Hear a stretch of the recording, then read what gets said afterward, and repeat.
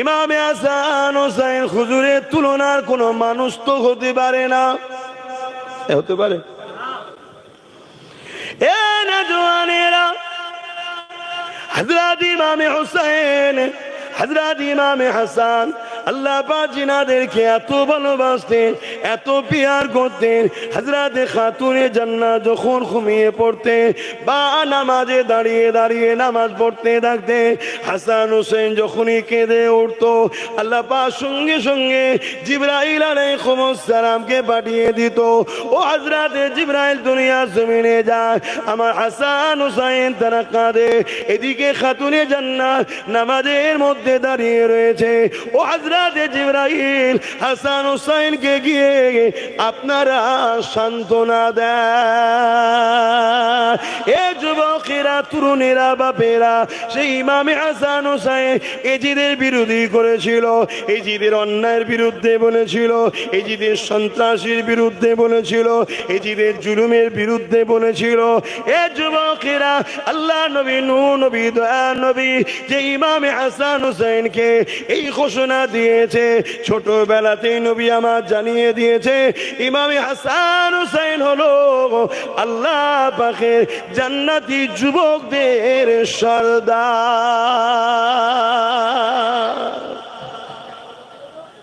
ইমাম হাসান হোসেন জান্নাতি যুবকদের সর্দার।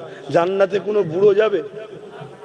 জান্নাতে সবই তো যুবক যাবে, বুড়োকে যুবক করে দেবে, তাহলে হাসান হোসেন কাদের সর্দার? হ্যাঁ, সবার সর্দার। আচ্ছা বলুন তো ভাই, দুনিয়ায় যদি কাউকে একটা চেয়ারম্যান করা হয়, একটা প্রধান করা হয়, বা একটা কোন স্কুলের কিছু দায়িত্ব দেওয়া হয়, তার হাতে পাওয়ার থাকে, সে যাকে খুশি স্কুলে নিতে পারে, যাকে খুশি বাদও দিতে পারে, কোনো বাচ্চা ভুল করলে টিসিও দিতে পারে, করে না? করে না? যে প্রধান তারও ক্ষমতা থাকে, যে চেয়ারম্যান তারও ক্ষমতা থাকে না? থাকে না? দুনিয়ার যদি সামান্য পদের এই ক্ষমতা হয়, আল্লাহ যাকে ক্ষমতা দিচ্ছে জান্নাতের সর্দার, এমনি এমনি নাকি? তাদের ক্ষমতা আছে না নাই? অতএব ইমাম হাসান হোসেন যাকে চাইবে জান্নাতে রাখবে, যাকে চাইবে বার করে দেবে। তো বলুন, এজিদের পক্ষে থাকে আর জান্নাতে যাওয়া কি যাবে? এজিদ কাকে বলে? একটা অন্যায়কারী শাসকের নাম। একটা নাচনেওয়ালা, গানেওয়ালা, শরাবি, তার রাজ দরবারে নারীদের নিয়ে নাচ হতো, শরাব পান হতো, প্রজাদেরকে জুলুম করত, মানুষের অধিকার কেড়ে নিত। এজিদের বিরুদ্ধে কেউ কথা বললে এজিদ তাকে হত্যা করত, তাকে জুলুম করত, তাকে মারত।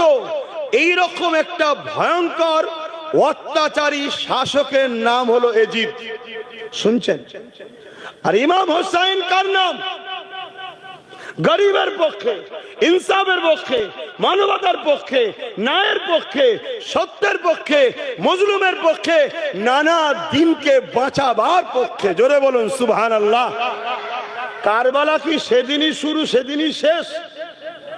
কারবালা আজও হবে, যুগে যুগে কারবালা হচ্ছে, যুগে যুগে হোসাইনিও আছে, এজিদিও আছে।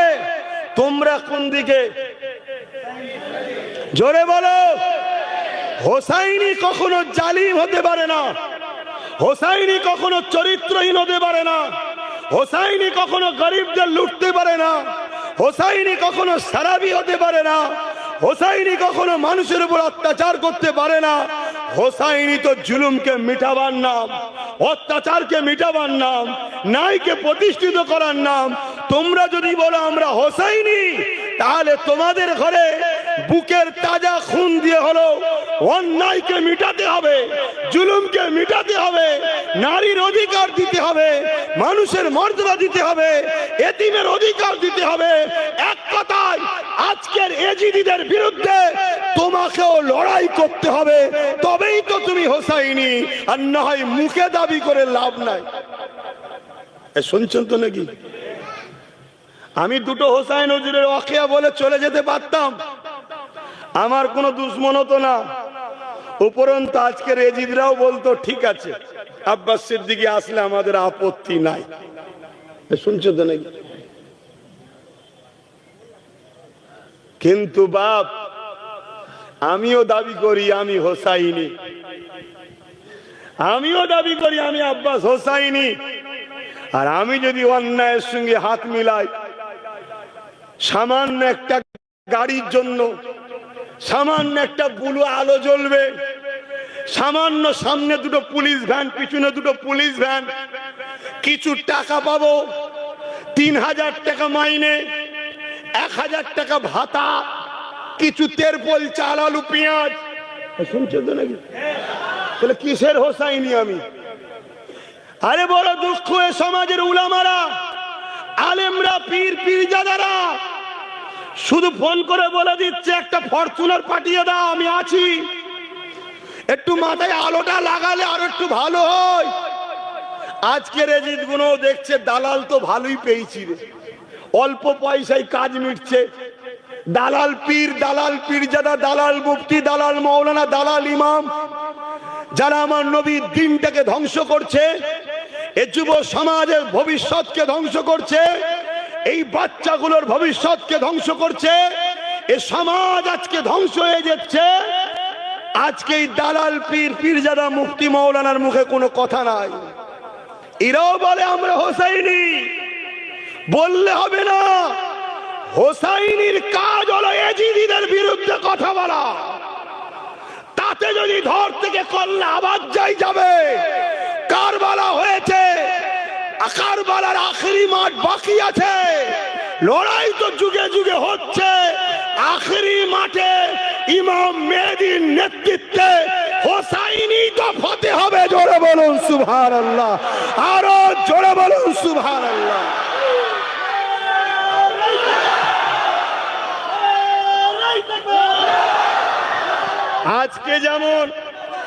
আজকে যেমন ইরান আর আমেরিকার অবৈধ সন্তান ইসরায়েলের সঙ্গে লড়াই হচ্ছে, জানেন তো নাকি? আমেরিকা প্যালেস্টাইন এজিদি আর ইরান হোসাইনি লড়াই হচ্ছে না? হবে যুগে যুগে। আল্লাহ পাক কখনো কাউকে বিজয় দিয়ে সম্মানিত করে, কাউকে আবার শহীদ করে সম্মানিত করে। এজিদ কিছুক্ষণের জন্য হয়তো কারবালায় জিতেছিল, কিন্তু এজিদ জিতেও অপমান, বেউজ্জতি, লাঞ্ছিত, ধ্বংস। আর হোসাইন পাক আমাদেরকে শিক্ষা দিয়ে গেছে। আরে নানার কাঁধে চড়ে বড় হয়েছি, নানার জিভ চুষে বড় হয়েছি, নানা যখন সেজদায় যেত নানার পিঠে উঠে বড় হয়েছি। তোরা কাবা গেলে কাবা তোদেরকে সালাম দেয় না, আমি হোসাইন কাবায় গেলে কাবা আমাকে দেখে আনন্দ করে খুশিতে সালাম দেয়।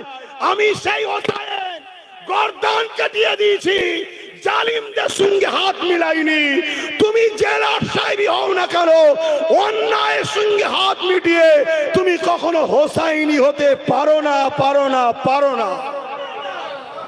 শুনছেন তো নাকি?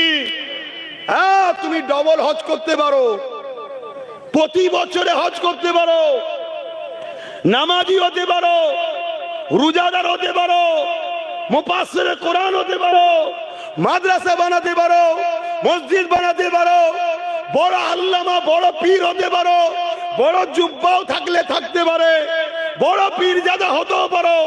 ওসব কিছু ইসলামে মাইনে রাখে না। ইসলাম মাইনে রাখে তুমি রসুল ও আহলে রসুলদেরকে কোন দিকে আছো।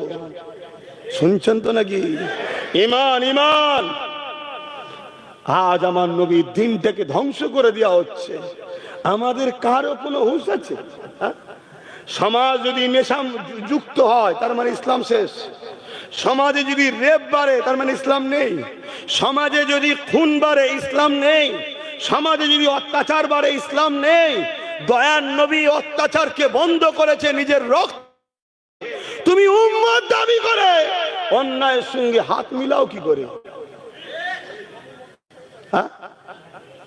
আমার ওয়াজ শুনছেন তো নাকি? এখনো ঠিক করুন কোন দিকে থাকবেন, এজিদি দিকে না হোসাইনি দিকে? খেয়াল করো। তোমাদের ভাইজান হোসাইনের তো জুতো মুবারকের ধুলোর চোখে সুরমা বানায়। আমি ইমাম পাকের দরবারে গেছিলাম, আমার হুজুরের প্রেম হুজুর আমাকে লিখেছিল।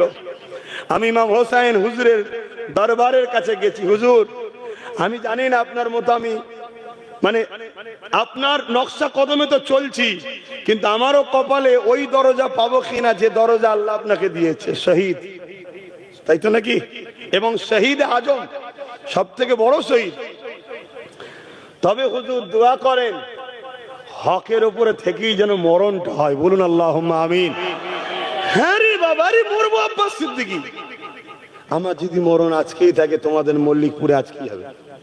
এটা নিয়ে চিন্তা করে কিছু লাভ নেই। পুরো পৃথিবীর ফোর্স নিয়ে সময় বাঁচাতে পারবে না। আর আজকে যদি আমার মরণ না থাকে, পুরো পৃথিবীর সবকিছু পরমাণু থেকে শুরু করে সবও যদি মারে, সব মরে গেল, আমি ঠিক বেশ থাকবো।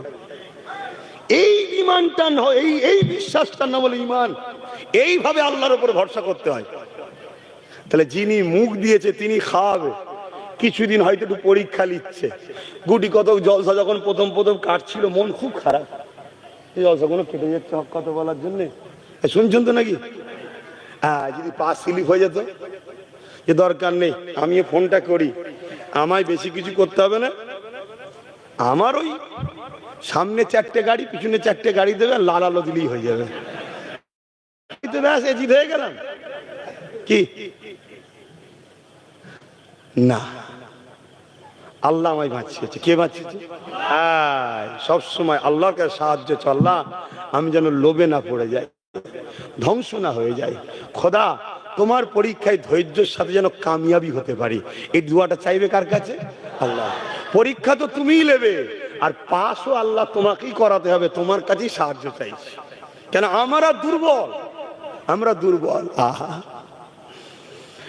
বাবেরা, নজওয়ানেরা, কারবালার ওয়াকিয়া আমরা শুনেছি, কিন্তু কখনো কি শুনেছেন ওই কারবালার ময়দানে 13,000 আলেম হাফেজ মুফতি ছিল এজিদের পক্ষে? এই শুনেছো যুবকরা? একটু হ্যাঁকি না বলেন, কার কাছে শুনেছি? আচ্ছা, আমার কাছে বাদ দিয়ে কখনো শুনেছি? তাহলে কি আমি আলাদা তারিখ পড়ি আর অন্য উলামারা আলাদা তারিখ পড়ে? না, আমি যদি ভুল বলতাম তাহলে তো উলামারা ধরে নিত। তারাও পড়েছে, বলে না। বাবেরা, মন দিয়ে শুনে রেখে দা, নবী আমার জানিয়ে দিলেন আখরি জামানাতে আসমানের নিচে জমিনের উপরে সব থেকে নিকৃষ্ট হবে একদল উলামা। কারা? প্যান্ট শার্ট পরা দাড়ি চাচা। কারা? সব উলামা বললে হবে না, একদল বলতে হবে। কেন? উলামাদের ঘরে এহেনত করলে কুফরি হয়। আল উলামা এহেনতুল কুফরুন। আর কুফরি হারে যদি মারা যায় সারা জীবন জাহান্নামে। শুনছেন তো নাকি? একদল। আল্লাহ নবী আরো বললেন আখিরি জামানায় মসজিদ ভর্তি নামাজি থাকবে, একটাও ইমানদার থাকবে না। কোথায় থাকবে? হাদিসগুলো একটু বলছিল, সারা দেন না, অসুবিধা হচ্ছে নাকি? এই সময় হুকুম চলে যাচ্ছে, তাই বলে মসজিদ ভর্তি নামাজি থাকবে, একটাও ইমানদার। ইমাম কি মসজিদের বাইরে থাকে? একটাও ইমানদার। তাহলে ইমাম ওর মধ্যে পড়ছো তো, চলে আসেন। এ যুবকেরা, তরুণেরা, আল্লাহ নবী জানিয়ে দিলেন আখরি জামানায় হাতে তালুতে আগুন রাখার থেকেও ঈমান বাঁচানো বড় কষ্ট হয়ে যাবে। এখানে কেউ কি আছেন হাতে তালুতে এক টুকরো আগুন রাখতে পারবে? কখনোই সম্ভব নয়। তার থেকেও কঠিন হলো ঈমানটা বাঁচানো। তাই আল্লাহর কাছে সাহায্য চাই। ও রব্বি আল্লাহ, আপনি আমি আব্বাস আমার ঈমানকে বাঁচান, আমাদের ঈমানকে বাঁচান, বলুন আল্লাহুম্মা আমিন। কেন আখেরি জামানা শুরু হয়ে গেছে। এ যুবকেরা, তরুণেরা, বাপেরা, আরো একটা হাদিস বলে যায়, আল্লাহ নবী জানিয়ে দিলে আখেরি জামানাতে আমার উম্মতিরা প্রচন্ড মার খাবে। কিভাবে মার খাবে? আল্লাহ নবী বলেছে, একটা পাত্র যদি খাবার থাকে আর ক্ষুধার্ত পশুগুলো ওই পাত্রের উপরে ঝাঁপিয়ে পড়ে, এইভাবে আমার উম্মতের উপরে আখেরি জামানাতে একদল মানুষ তাদের উপরে ঝাঁপিয়ে পড়ে তাদেরকে ছিন্ন বিচ্ছিন্ন করে হত্যা করে দেবে। আমরা যদি সোশ্যাল মিডিয়ায় দেখি, এই হাদিস কিন্তু বাস্তবে শুরু হয়ে গেছে। আমার পশ্চিম বাংলাতে বেলগাছিয়াতে গত কয়েক সপ্তাহ আগে মাত্র 3টে মুসলিম যুবক ছেলেরাতে 20-25 জনের ভিড় এমন করে ঝাঁপিয়ে পড়ল, তাদেরকে পিটিয়ে পিটিয়ে রক্তাক্ত করে দিল। কেননা তারা ছিল মুসলমান। এই জন্যে এ যুবকেরা, তরুণেরা, যুবকেরা, 4টে হাদিস বললাম। প্রথম নম্বর হাদিস নবী আমার জানিয়ে দিলে আসমানের নিচে জমিনের উপরে সব থেকে নিকৃষ্ট হবে একদল উলামা। দ্বিতীয় নম্বর হলো মসজিদ ভর্তি নামাজি থাকবে, একটা ইমানদার থাকবে না। 3 নম্বর হলো হাতের তালুতে আগুন রাখার থেকেও ইমান বাঁচানো বড় কষ্ট হবে। 4 নম্বর হলো আমার উম্মতদের উপরে ক্ষুধার্ত পশুরা যেভাবে খাদ্যর উপরে ঝাঁপিয়ে পড়ে, আখেরি জামানাতে আমার উম্মতদের উপরে এইভাবে ঝাঁপিয়ে পড়ে তাদেরকে হত্যা করবে, তারা প্রচুর মার খাবে। এ যুবকেরা, তরুণেরা, এর কারণটা কি? এবারে মিলিয়ে এলান। আল্লাহ নবী জানিয়ে দিলে এ দুনিয়ার মানুষেরা শুনে রেখে দাও, অন্যায় দেখলে হাত দিয়ে তোমাদেরকে রুখতে হবে। যদি হাত দিয়ে রুখতে না পারো, মুখ দিয়ে তার প্রতিবাদ করো। যদি মুখে প্রতিবাদ করতে না পারো, অন্তর থেকে ঘৃণা করে দূরে সরে যাও। শুনছেন? তাহলে অন্যায় দেখলে কি করতে হবে? হাত দিয়ে রুখতে হবে। যদি হাতে ক্ষমতা না থাকে, মুখ দিয়ে প্রতিবাদ, মুখেও ক্ষমতা নেই।